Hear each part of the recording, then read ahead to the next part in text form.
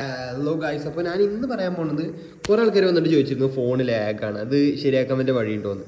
Third party app ഇല്ലാണ്ട് ഞാൻ ശരിയാക്കാനുള്ള വഴിയാണ് ഞാൻ പറഞ്ഞത്. സിമ്പിളായിട്ട് നിങ്ങൾക്ക് അറിയുണ്ടാവും, പക്ഷേ ഒന്ന് ജസ്റ്റ് നോക്കി നോക്കും കേട്ടോ.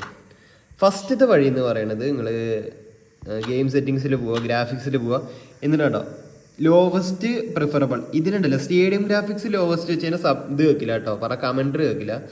അപ്പോൾ അത് വേണമെങ്കിൽ നിങ്ങൾക്ക് സ്റ്റാൻഡേർഡ് വെക്കാം. പിന്നെ FPS ഈ 15 വെക്കണ്ട കേട്ടോ, 15 വെച്ചാൽ നല്ല ലാഗാവും.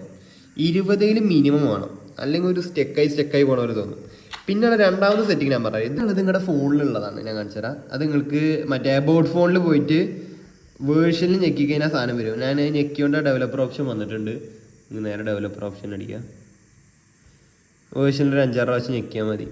എന്നിട്ട് അത് ഓൺ ആക്കിയിട്ട് ഇവിടെ ഒരു സാധനം നിങ്ങൾ ചെയ്താൽ മതി. എന്താ അറിയോ, അടിക്കട്ടെ ബാക്ക്ഗ്രൗണ്ട്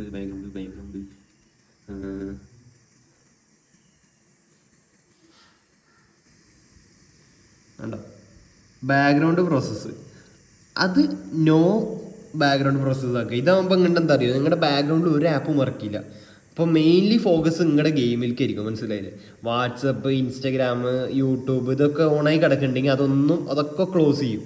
എന്നിട്ട് മെയിൻ ഫോക്കസ് നിങ്ങളുടെ പെസ്സിന് മാത്രമായിരിക്കും. അപ്പോൾ ഇത് ഓണാക്കുക.